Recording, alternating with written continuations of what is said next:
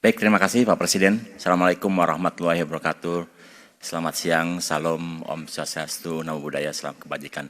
Yang terhormat Bapak Presiden Republik Indonesia, para Menko, para Menteri, Kabinet Merah Putih, Kepala Badan, Wakil Menteri, Ketua Dewan Ekonomi Nasional, Gubernur BI, Ketua OJK, Ketua Komisi, Ketua LPS, para Dirut, Bank Himbara, para ibu bapak sekalian dari asosiasi, ikatan keilmuan dan lain-lain yang tidak bisa saya sebutkan satu persatu.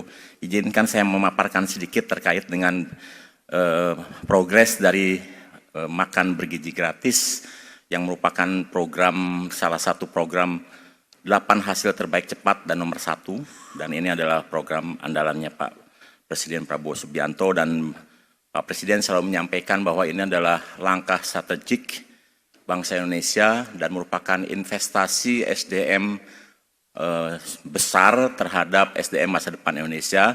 Dan kenapa demikian? Karena Indonesia masih tumbuh 6 orang per menit sampai sekarang, 3 juta per tahun, dan akan masih tumbuh mencapai 324 juta di tahun 2045. Nah, dari mana sumber pertumbuhan penduduk ini? Kalau kita lihat dari grafik yang saya sampaikan, itu rata-rata lama pendidikan bangsa Indonesia itu hanya 9 tahun. Jadi bukan yang di ruangan ini yang sudah 20-30 tahun.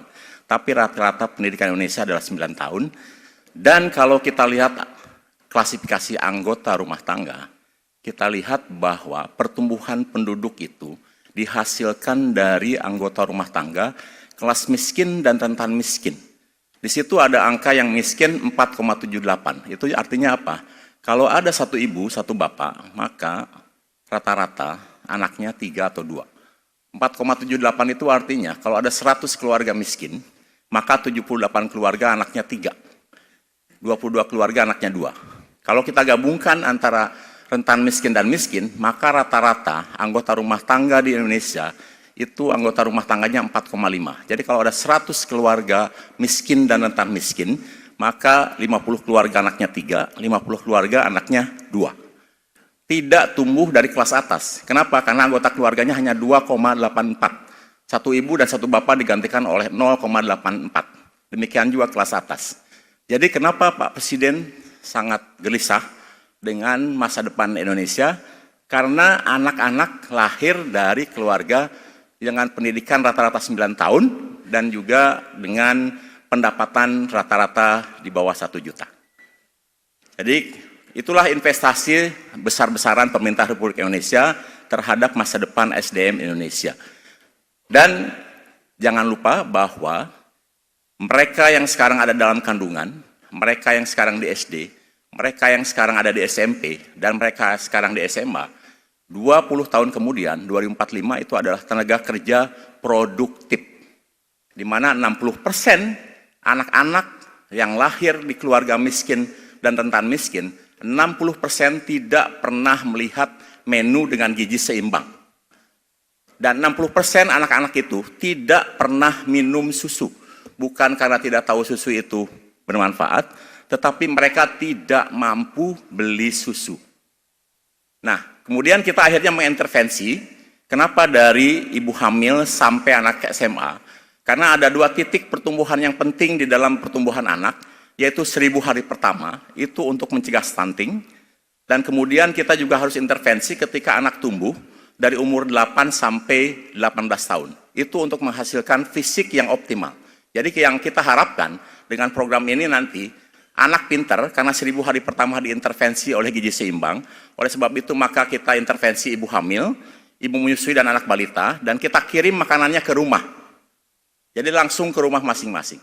Sementara anak sekolah, dari mulai PAUD sampai SMA, termasuk pesantren atau santri dan sekolah keagamaan lainnya, kita kirim ke rumah masing-masing. Dan total penerima manfaatnya akan mencapai 82,9 juta. Karena setiap tahun di Indonesia ada sekitar 5 juta yang hamil. Kemudian ada 5 juta santri, jadi total 82,9 juta. Ada 30 juta balita, sekitar 44 juta siswa sekolah. Dan program ini alhamdulillah sudah kita launching pada tanggal 6 Januari dan kita lihat grafiknya. Jadi kita sudah mulai roll out program ini 6 Januari dengan 190 satuan pelayanan pemenuhan gizi. Jadi kita tidak sebut dapur, karena dalam satuan pelayanan itu ada 3 fungsi yang kita laksanakan. Pertama adalah masak-memasak, untuk memberikan makanan kepada ibu hamil, ibu menyusui anak balita, dan anak sekolah. Yang kedua, untuk menjadi pertemuan antara pembeli, yaitu Badan Gizi, dengan penjual, produsen lokal. Dan yang ketiga, di setiap satuan pelayanan ada ahli gizi. Jadi bagi anak-anak dan ibu hamil diberikan makanan yang dengan gizi seimbang, tetapi bagi mereka yang tidak menerima manfaat akan dilayani melalui konsultasi gizi di satuan pelayanan tersebut. Nah, satuan pelayanan ini akan utamanya sekarang adalah melayani 3.000 penerima manfaat di setiap satu titik. Kalau di Jawa itu 1 desa, kalau di luar Jawa mungkin 3-4 desa. Dan satu satuan pelayanan akan menerima uang setiap tahun antara 8 sampai 10 miliar. Dan 85%-nya digunakan untuk membeli bahan baku, dan 95% bahan baku itu bersumber dari produk pertanian. Dan alhamdulillah Januari kita sudah bisa melayani 570.000 penerima manfaat di 26 provinsi. Kemudian di Februari kita sudah melakukan di 726 satuan pelayanan pemenuhan gizi, mencakup 2,2 juta penerima manfaat di 38 provinsi. Dan bulan Maret ini sampai menjelang Lebaran kemarin sudah di 1.009 satuan pelayanan pemenuhan gizi dengan 3 juta penerima manfaat. Jadi tadi kalau ada data dari Kementerian Keuangan 2,6 karena ada anggaran yang baru akan dicairkan setelah Lebaran ini karena kemarin KPPN-nya keburu tutup. Kemudian insya Allah April ini kita akan mencapai 1.533 satuan pelayanan pemenuhan gizi yang mencakup 4,59 penerima manfaat. Agustus akan bulan Mei itu akan kita capai first stage untuk maksimum di 1.994 satuan pelayanan dan akan bertahan sampai Juli. Nah, kenapa sampai bertahan sampai Juli? Karena program ini ada 3 faktor yang menentukan. Yang pertama adalah anggaran, yang kedua adalah SDM, yang ketiga adalah infrastruktur. Anggaran ini kelihatannya sudah dijamin oleh Pak Presiden, berapapun yang Badan Gizi butuhkan akan disiapkan. Dan tahun ini sudah menerima 71 triliun dan Pak Presiden sudah ancang-ancang menyiapkan tambahan 100 triliun. Jadi anggaran bukan isu. Kemudian yang kedua SDM. SDM ini adalah yang kita sebut sebagai messenger atau pembawa program yang disebut dengan Sarjana Penggerak Pembangunan Indonesia. Ini ide murni dari Pak Presiden, di mana sarjana-sarjana terbaik di seluruh Indonesia dari berbagai perguruan tinggi dididik secara khusus 3-4 bulan di Unhan, 2 bulan dididik untuk Komcad, dan 1 bulan, 2 bulan untuk teknis keamanan pangan, kemudian teknis penyiapan makanan, termasuk juga teknik budidaya pertanian. Dan alhamdulillah sampai sekarang sudah dididik 2 batch, yaitu masing-masing 1.000, dan sudah 2.000 yang kita hasilkan, sudah ada 2 di lapangan di seluruh Indonesia, di 38 provinsi, ada 6 orang yang mengundurkan diri, dan untuk batch pertama ini betul murni didanai oleh hamba Allah. Makanya tadi Pak Presiden menyampaikan sudah mulai bekerja dari bulan Februari setelah diumumkan, dan kemudian batch kedua sudah didanai dengan APBN, anggaran biaya tambahan, dan sekarang sudah diterima kurang lebih 30.000 sarjana penggerak pembangunan Indonesia di bawah Kementerian Pertahanan, dididik di Unhan, yang baru akan selesai pada bulan Juli pendidikannya. Nah, itu adalah STM yang akan membawa program ini, kemudian mengendalikan program ini dan mengeksekusi anggaran program ini. Sehingga tidak ada satuan pelayanan pemenuhan gizi yang tidak dipimpin oleh sarjana penggerak pembangunan Indonesia. Dan faktor yang ketiga adalah infrastruktur. Nah, infrastruktur ini sampai sekarang belum serupiah pun dari anggaran negara. Jadi kalau sudah ada yang 1.009 sampai sekarang dan April ini akan mencapai 1.533, itu murni dari kemitraan dan 100% dari UMKM. Jadi banyak restoran-restoran Pak Presiden, catering-catering yang di daerah, di Halmahera Barat sana, termasuk yang Bapak tinjau di Jakarta, di Jawa Timur, di pesantren, itu adalah mitra Badan Gizi Nasional. Jadi restoran yang hampir dying atau sudah hampir bangkrut, tidak laku, sekarang bangkit kembali karena memperoleh customer fix minimal 3.000 per hari. Kemudian ada juga kantin di Bogor, di sekolah Boswa Bina Insani, yang tadinya hanya melayani siswa di sekolah Bina Insani, sekarang dikonversi menjadi Satuan Pelayanan Pemenuhan Gizi dan melayani 3.000 anak. Jadi tidak hanya melayani sekolah tersebut, tapi juga melayani 10 sekolah di sekitarnya. Dan alhamdulillah yayasannya senang karena biasanya hanya mendapatkan 2-3 juta per hari, sekarang bisa 6 juta per hari dari program makan bergizi gratis ini. Dan program kita akan bertahan sampai Juli, melayani 6 juta, dan ketika Mei dihasilkan, ini adalah kesempatan bagi Badan Gizi untuk melakukan akreditasi sertifikasi Satuan Pelayanan Pemenuhan Gizi yang ada. Sambil kemudian kita sekarang siap-siap untuk melakukan tender untuk 1.542 Satuan Pelayanan Pemenuhan Gizi yang didanai oleh APBN khusus untuk daerah-daerah targeted, Pak. Di daerah-daerah yang mitra tidak mungkin masuk, di daerah 3T, di daerah-daerah pegunungan, di daerah terpencil yang penerima manfaatnya mungkin hanya 200 atau 500 yang kami akan bangun nempel dengan sekolah dan itu didanai oleh APBN, itu artinya negara hadir. Jadi kami bukan tidak mendengar bahwa ini harus di daerah yang terpencil dulu, yang dibutuhkan dulu, tetapi kami memang sedang mempersiapkan APBN-nya secara seksama dan insya Allah sekarang dalam proses perencanaan dan baru akan selesai pada bulan Juli bangunannya paling cepat. Jadi kalau program ini mengandalkan APBN untuk membangun Satuan Pelayanan Pemenuhan Gizi, maka program makan bergizi ini baru bisa dilaksanakan Agustus. Tapi alhamdulillah dengan pola kemitraan, sekarang itu banyak sekali mitra-mitra kita di catering, di yang food and beverage, banyak restoran yang dikonversi menjadi Satuan Pelayanan Pemenuhan Gizi. Akhirnya program ini bisa jauh lebih cepat. Dan insya Allah nanti Agustus ini akan mencapai 7.000 Satuan Pelayanan Pemenuhan Gizi. Dan saat itulah kita sudah akan menyerap anggaran kurang lebih 7 T per bulan. Sekarang ini kita baru menyerap 1,1 T, itu sudah lebih besar dibandingkan anggaran salah satu kementerian. 1 bulan, banyak kementerian. Dan kemudian mulai September kita akan melakukan pelayanan di 42 juta dan itu sudah akan menyerap 14 T 1 bulan. Kemudian Oktober kita akan melayani kurang lebih 66 juta di 22 satuan pelayanan pemenuhan gizi dan itu sudah akan menyerap anggaran 21 triliun 1 bulan. Dan sesuai dengan target Pak Presiden, mudah-mudahan tercapai Pak, doakan kerja kita tetap cepat. 32.000 melayani 82,9 juta itu di bulan November akhir. Dan itu sudah akan menyerap anggaran 25 triliun per bulan, atau 1 triliun per hari. Jadi anggaran Badan Gizi 1 hari Pak, kementerian lain 1 tahun.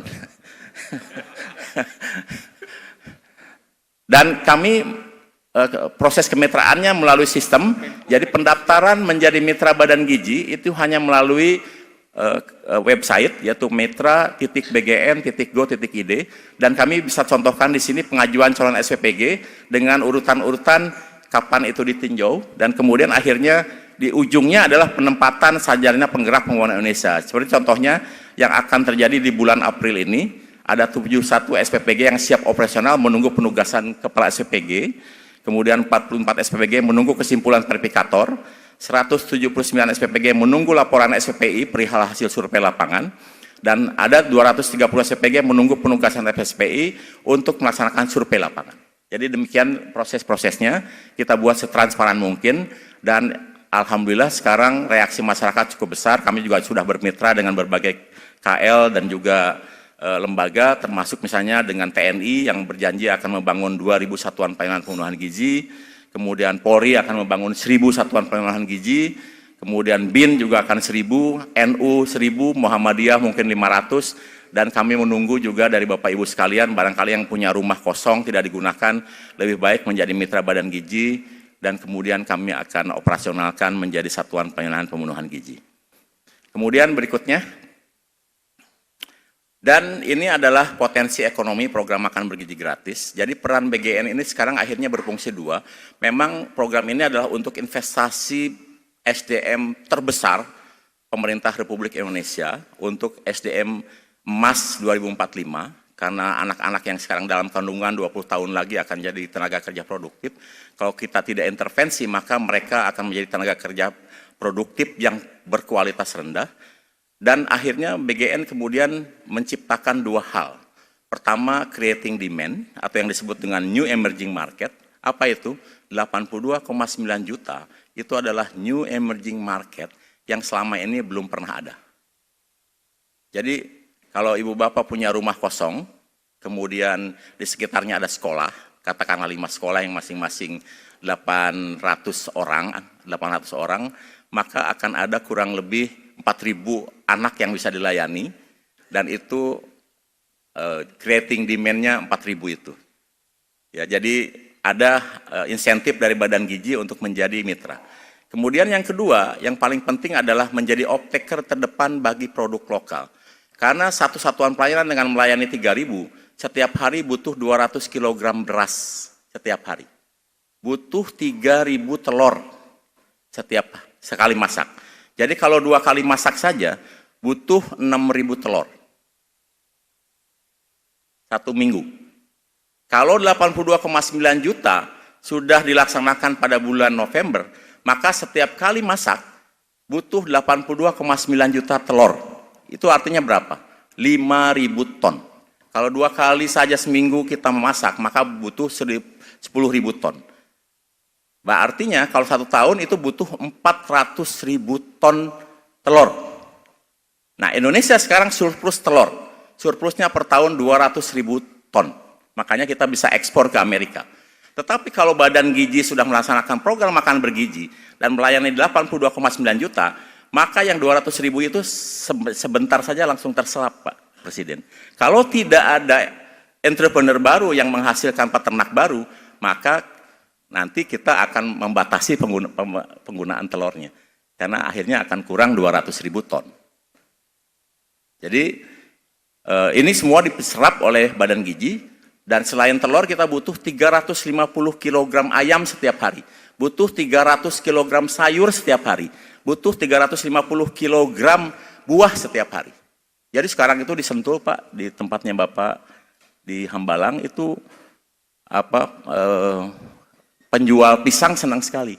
Karena setiap hari dibeli pisangnya dengan hodian, dibagikan kepada 3.000 anak setiap hari makan pisang. Jadi ini produk-produk lokal akhirnya sekarang bangkit karena adanya program makan bergizi gratis. Dan kemudian kita juga kalau memberikan susu butuh 40-50 liter susu per hari di satu satuan pelayanan. Jadi kalau seluruh Indonesia kita memang akan membutuhkan sekitar tambahan 1,5 juta ekor sapi. Dan alhamdulillah Kementan sekarang sudah mengimpor beberapa, dan kami untuk awal ini mewajibkan susu diberikan kepada anak, sekolah, ibu hamil di daerah-daerah yang ada sapi perahnya. Nah, kemudian ini adalah potensi pertumbuhan ekonomi. Jadi Pak Presiden pada pertama kali dulu menyampaikan APBN untuk apa, ada 3 hal yang saya masih ingat. 1, untuk menciptakan lapangan kerja. 2, untuk meningkatkan produktivitas. Yang ketiga, untuk meningkatkan inovasi. Dan ketiga-tiganya dipenuhi oleh Badan Gizi. Kenapa? Karena satu satuan pelayanan membutuhkan 50 orang untuk bekerja. Jadi kalau ada 30.000, maka otomatis akan 1,5 juta orang bekerja di satuan pelayanan pemenuhan gizi, direct.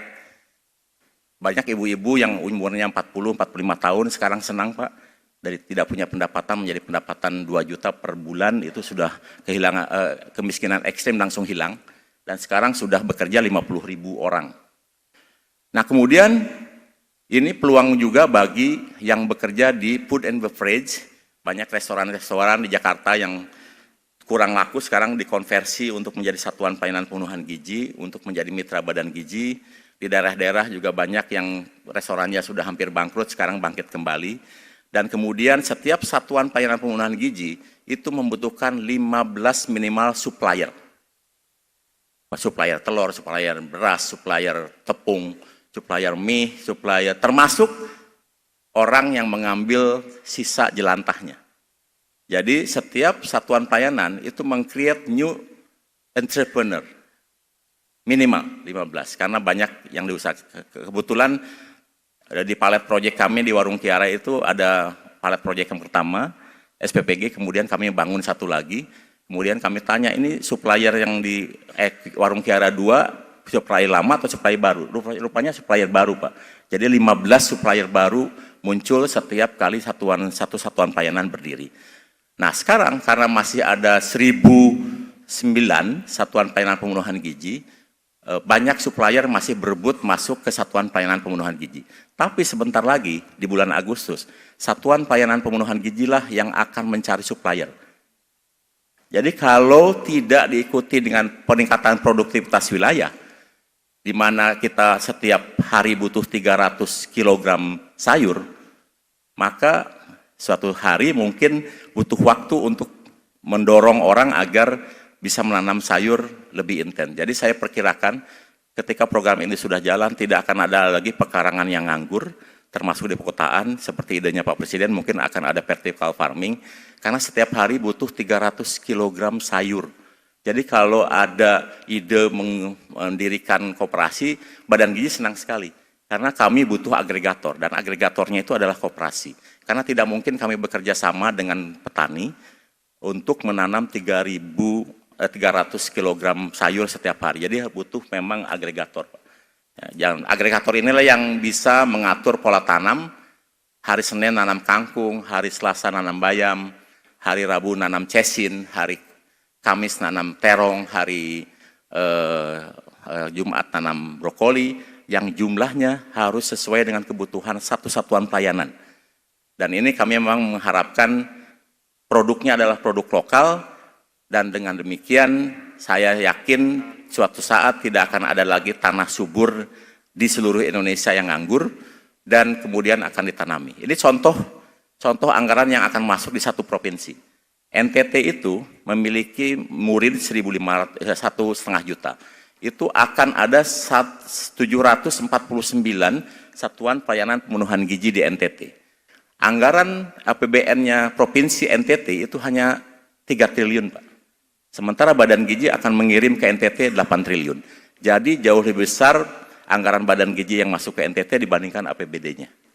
Dan itu 85% dari 8 triliun itu digunakan untuk membeli bahan baku kalau bisa lokal. Dan 10,5%-nya untuk membayar ibu-ibu yang masak tersebut. Jadi inilah potensi ekonomi yang akan hadir, Pak, dengan adanya program makan bergizi. Kalau 82,9 juta sudah bisa kita laksanakan, maka Badan Gizi akan mendisperse 1,2 triliun per hari. Dan ini adalah potensi ekonomi yang cukup besar untuk tumbuhnya new entrepreneur di berbagai wilayah di Indonesia. Terima kasih.